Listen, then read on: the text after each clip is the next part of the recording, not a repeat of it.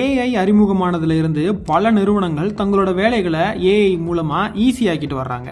அதே மாதிரி மோசடியாளர்களும் இந்த ஏஐ மூலமா தங்களோட வேலையை ஈஸியாக்கி மக்களை எளிதாக ஏமாற்ற ஆரம்பிச்சிட்டாங்க. மோசடி முறைகள் நிறையவே இருக்க புதுவிதமா வாய்ஸ் குளோனிங்கை பயன்படுத்தியும் இந்த ஸ்கேம்கள் நடக்க ஆரம்பிச்சிருக்கு. அதாவது உங்களோட உறவினர்கள் அல்லது நெருங்கிய நண்பர்களோட குரலை குளோனிங் மூலமா உருவாக்கி அதை பயன்படுத்தி பணத்தை கொள்ளையடிக்க துவங்கியிருக்காங்க.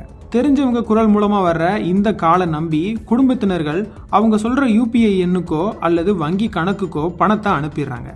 அதுக்கப்புறம் தான் இது மோசடி அப்படின்னு தெரிய வருது. திடீர்னு ஏதோ ஒரு பிரச்சனையில சிக்கி இருக்கிறதாகவும் உடனடியா பணம் தேவைன்னு தெரிஞ்சவங்க குரல்ல வர்ற இந்த மாதிரியான போன் காலால பல பேர் ஏமாந்துருக்காங்க. குடும்ப உறுப்பினர்களிடமிருந்து அவசர பணம் கோரி வரும் இந்த மாதிரியான அழைப்புகள்ல மிக கவனமா இருங்க.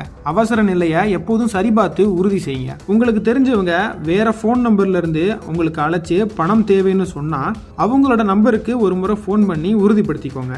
அல்லது உங்களுக்கு வந்த போன் நம்பருக்கு நீங்க வேற ஒரு எண்ணில இருந்து போன் பண்ணி கூட உறுதி செய்யலாம். குரல் குளோனிங் தொழில்நுட்பம் வாயிலான மோசடிகளை பற்றி கொஞ்சம் தெரிஞ்சு வச்சுக்கோங்க. வெறும் போன் அழைப்பு மூலமாவே ஒருவரோட தனிப்பட்ட விவரங்களை உறுதிப்படுத்திக்க வேண்டாம். இணையவழி மோசடிகள் குறித்து விழிப்புணர்வோட இருங்க. இது போன்ற குற்றங்கள் குறித்து 1930 அல்லது www.cybercrime.gov.in அப்படின்ற இணையதளம் மூலமா புகார் அளிக்கலாம்.